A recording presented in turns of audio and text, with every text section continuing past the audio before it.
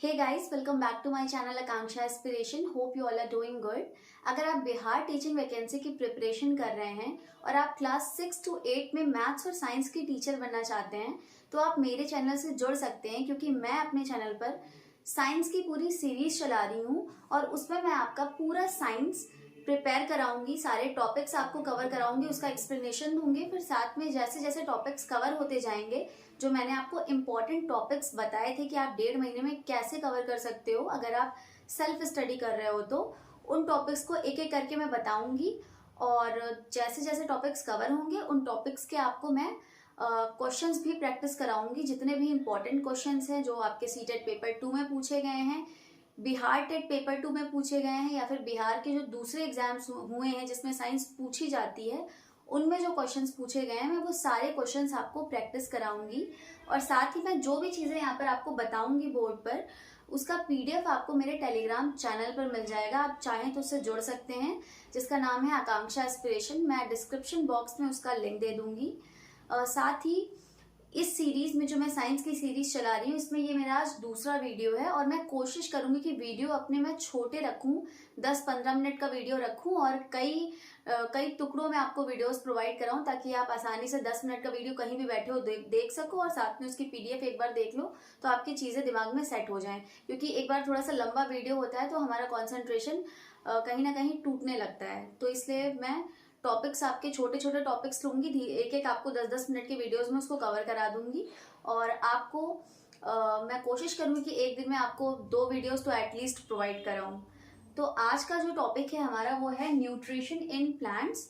और इससे पिछले वीडियो में मैंने आपको न्यूट्रिएंट्स के बारे में बताया था और न्यूट्रिएंट्स की कैसे टेस्टिंग करते हैं, जैसे कार्बोहाइड्रेट हो गया, प्रोटीन हो गया, इन सारी चीजों के बारे में बताया था। आज उसी से रिलेटेड ये सेकेंड टॉपिक है, न्यूट्रिशन इन प्लांट्स। और इसमें मैं आपको बताऊंगी कि जो प्लांट्स होता है उनमें न्यूट्रिशन किस तरीके से होता है। तो उससे पहले थोड़ा सा न्यूट्रिशन के बारे में जानना जरूरी है कि न्यूट्रिशन किसे कहते हैं। जैसे आपको पता है, मैंने बताया था न्यूट्रिएंट्स क्या होते हैं, कंपोनेंट्स ऑफ फूड होते हैं। जितने भी कंपोनेंट, जैसे कार्बोहाइड्रेट हो गया, प्रोटीन हो गया, सबका अलग अलग इंपॉर्टेंस है हमारे लाइफ में। प्रोटीन जैसे अगर नहीं होगा तो, अगर प्रोटीन नहीं है तो हमारे बॉडी का ग्रोथ सही तरीके से नहीं होगा। इसी तरीके से कार्बोहाइड्रेट एनर्जी गिविंग फूड है। तो ये सारी चीजों का, इन सारे न्यूट्रिएंट्स का होना हमारे फूड में बहुत ही इसेंशियल है। तो न्यूट्रिशन एक ऐसा प्रोसेस है जिसमें ऑर्गेनिज्म फूड में से न्यूट्रिएंट्स को पहले ऑब्टेन करता है और उसके बाद उसको यूटिलाइज करता है फॉर देयर फर्दर ग्रोथ। और जो न्यूट्रिशन है वो 2 तरह के होते हैं, ऑटोट्रॉपिक न्यूट्रिशन और हेटरोट्रॉपिक न्यूट्रिशन। ऑटोट्रॉपिक न्यूट्रिशन में ऑर्गेनिज्म अपने फूड का प्रोडक्शन खुद करता है, और हेटरोट्रॉपिक न्यूट्रिशन में ऑर्गेनिज्म अपने फूड का प्रोडक्शन खुद नहीं कर सकता है, वो दूसरों पर डिपेंड होता है, क्योंकि इनके पास क्लोरोफिल नहीं प्रेजेंट होती है। ऑटोट्रॉपिक न्यूट्रिशन के जो एग्जांपल्स हैं वो हैं प्लांट्स, ब्लू ग्रीन एल्गी। और ये किस प्रोसेस के थ्रू अपने फूड को सिंथेसाइज करते हैं, उस प्रोसेस को हम कहते हैं फोटोसिंथेसिस।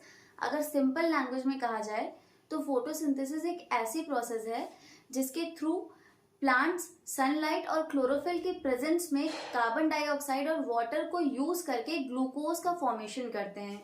ये फोटोसिंथेसिस की रिएक्शन लिखी हुई है, जिसमें क्या है कि कार्बन डाइऑक्साइड और वाटर को यूज करके सनलाइट और क्लोरोफिल के प्रेजेंस में प्लांट्स ग्लूकोज का फॉर्मेशन करते हैं और बाई प्रोडक्ट में ऑक्सीजन भी देते हैं। और ये जो ऑक्सीजन है इसे हम यूज करते हैं at the time of respiration.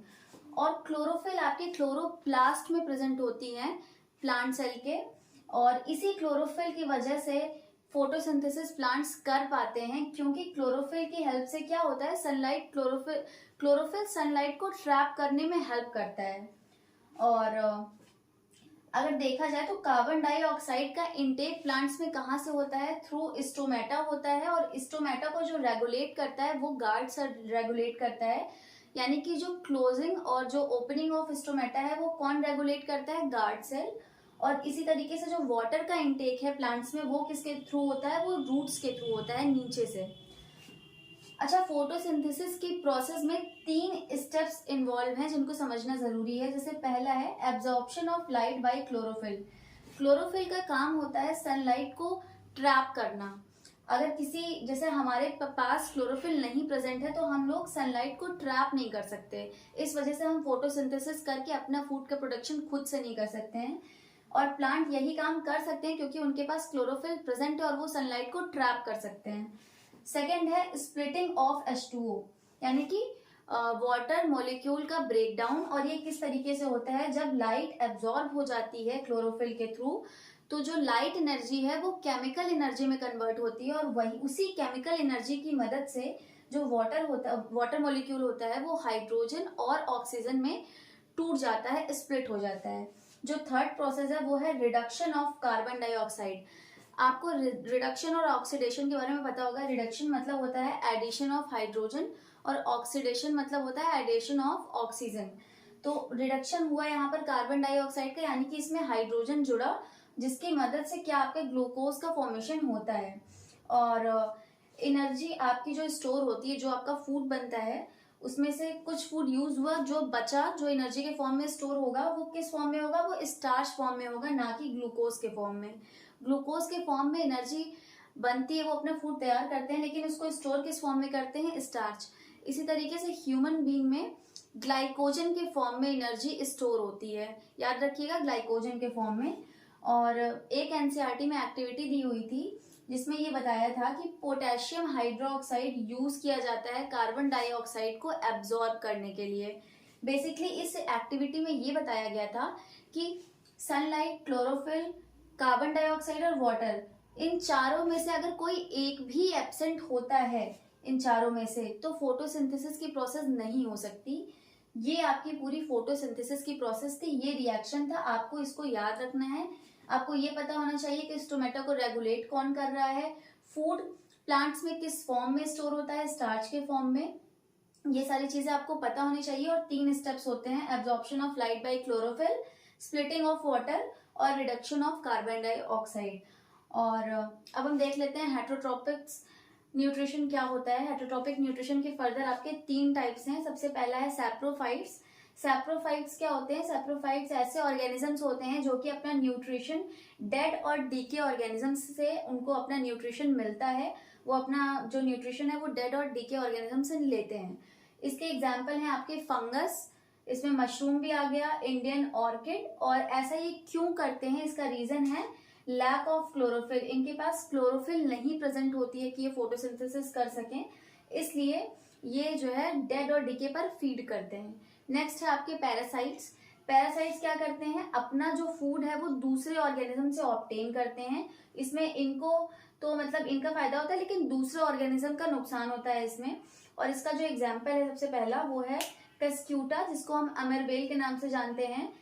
इसमें एक पाइप लाइक स्ट्रक्चर होता है हॉस्टेरिया, जो कि प्लांट के टिश्यूज के अंदर चला जाता है और वहां से ये अपना जो है फूड डेराइव करता है। मिशेल्टो भी इसका एग्जाम्पल है, रफलेशिया इसका एग्जाम्पल है, येलो रैटल इसका एग्जाम्पल है, विचवुड, बूम रेप, टिक्स, लीव्स और टेपवर्म, ये सारे ही पैरासाइट्स के एग्जाम्पल हैं। होलोजोइक न्यूट्रिशन एक ऐसा न्यूट्रिशन होता है जिसमें ऑर्गेनिज्म पहले फूड का इंटेक करता है, उसके बाद इनसाइड द बॉडी उससे न्यूट्रिएंट्स को वो डेराइव करता है। तो ऐसे जो न्यूट्रिशन होता है उसको होलोजोइक न्यूट्रिशन कहते हैं और हम इसी में आते हैं human beings, dogs etcetera.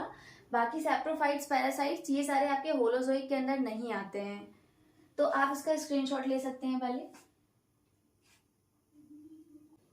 Next topic है सिम्बायोंट रिलेशनशिप। सिम्बायोंट्स या फिर सिम्बायोंट रिलेशनशिप एक ऐसी रिलेशनशिप होती है दो ऑर्गेनिजम्स के बीच में जिसमें वो उन दोनों को ही बेनिफिट होता है, जिसका एक बेस्ट एग्जांपल है लाइकेन, आपने सुना भी होगा। और ये एक पॉल्यूशन इंडिकेटर भी है। और ये किसका किसका सिम्बायोंट, ये जो रिलेशनशिप है लाइकेन, ये किसकी किसकी है, एल्गी और फंगस की है। इसमें एल्गी क्या करता है, एल्गी फूड की सिंथेसिस करता है, क्योंकि अभी हमने ऑटोट्रॉप्स में पढ़ा था कि ब्लू ग्रीन एल्गी या फिर जो एल्गी होते हैं वो सिंथेसाइज कर सकते हैं फूड को, क्योंकि उनमें क्लोरोफिल प्रेजेंट होती है। और फंगस में, क्योंकि फंगस एक हेट्रोट्रॉप है तो वो फूड नहीं प्रोड्यूस कर सकता, लेकिन वो क्या करता है, शेल्टर प्रोवाइड करता है, वाटर और मिनरल प्रोवाइड करता है, किसको, एल्गी को। और इसके बदले में एल्गी उसको फूड बनाकर देता है। तो इस तरह से ये दोनों आपस में मिलजुल कर रहते हैं। और इन दोनों को, एल्गी और फंगस के जो इन दोनों का जो म्यूचुअल रिलेशनशिप है, इसको हम लाइकेन कहते हैं। इसी तरह से एक और रिलेशनशिप है लेग्यूम प्लांट्स और राइजोबियम बैक्टीरिया का। जो लेग्यूम प्लांट्स होते हैं उसका एग्जाम्पल है पी प्लांट या फिर ग्राम प्लांट। ये क्या करते हैं, ये फूड प्रोवाइड कराते हैं बैक्टीरिया को। और राइजोबियम क्या काम होता है, राइजोबियम पहली चीज प्रेजेंट कहाँ होते हैं, ये रूट नोड्यूल्स में प्रेजेंट होते हैं, प्लांट के रूट नोड्यूल्स में प्रेजेंट होते हैं। और ये क्या करते हैं, नाइट्रोजन को नाइट्राइट या फिर नाइट्रेट के फॉर्म में कन्वर्ट करते हैं, क्योंकि जो प्लांट्स हैं वो नाइट्रोजन को डायरेक्ट इनटेक नहीं कर सकती, नाइट्रोजन को नाइट्रोजन के फॉर्म में, जब तक कि वो नाइट्राइट्स या फिर नाइट्रेट के फॉर्म में नहीं कन्वर्ट हो जाता तब तक वो उसको यूज नहीं कर सकती। तो राइजोबियम बैक्टीरिया कन्वर्ट करता है नाइट्रोजन को नाइट्राइट या फिर नाइट्रेट के फॉर्म में, और लेग्यूम प्लांट्स उसको यूज करके फूड की सिंथेसिस करता है। और राइजोबियम क्या करता है, उस फूड को वो यूटिलाइज करता है।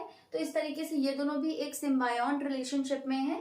और ये इंपॉर्टेंट है क्योंकि लेग्यूम प्लांट्स से कभी कभी एग्जाम्पल पूछ लेता है। राइजोबियम बैक्टीरिया कहाँ प्रेजेंट होते हैं, रूट नोड्यूल्स में लेग्यूम्स प्लांट्स के, ये पूछ लेता है। ये सारी चीजें आपको पता होनी चाहिए।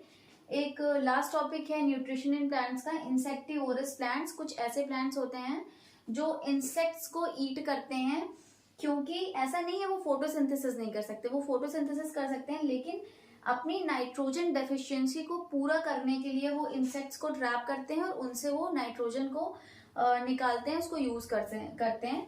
इसके कुछ एग्जाम्पल हैं जैसे वीनस फ्लाई ट्रैप, पिचो प्लांट, ब्लैडर वर्ट और सनड्यू। इसके एग्जाम्पल्स बहुत इंपॉर्टेंट हैं और ये पूछा जा सकता है कि जो इंसेक्टिवोरस प्लांट्स हैं वो किस वजह से वो इंसेक्ट्स को वो ट्रैप करते हैं, क्योंकि मोस्टली ये क्वेश्चंस बनते हैं कि अगर प्लांट्स ऑटोट्रॉप्स होते हैं तो उनको तो किसी भी ऑर्गेनिज्म को मारने की कोई जरूरत नहीं है, क्योंकि वो तो फोटोसिंथेसिस करके अपना जो फूड है वो सिंथेसाइज कर ही सकते हैं। लेकिन ऐसा नहीं है, वो फूड की सिंथेसिस के लिए नाइट्रोजन के लिए वो ऐसा काम करते हैं, क्योंकि नाइट्रोजन बहुत इंपॉर्टेंट है प्लांट के लिए, क्योंकि नाइट्रोजन की मदद से क्या होता है, प्रोटीन की सिंथेसिस होती है। अगर प्रोटीन की सिंथेसिस नहीं होगी तो प्लांट की ग्रोथ नहीं होगी। इस वजह से नाइट्रोजन का होना इम्पोर्टेंट है। और ये नाइट्रोजन के आपके जो इंसेक्टिवोरस प्लांट्स है ये उसके एग्जांपल्स लिखे हुए हैं। और ये टॉपिक आपका जो न्यूट्रिशन इन प्लांट्स है ये यहीं पर खत्म होता है। इसका जो पीडीएफ है मैं आपको मेरे टेलीग्राम चैनल पर प्रोवाइड करा दूंगी। नेक्स्ट वीडियो में मैं आपको न्यूट्रिशन इन एनिमल्स बताऊंगी कि एनिमल्स में कैसे, ह्यूमन बीइंग में कैसे आपका न्यूट्रिशन की पूरी प्रोसेस होती है। So this is it guys, thank you for watching.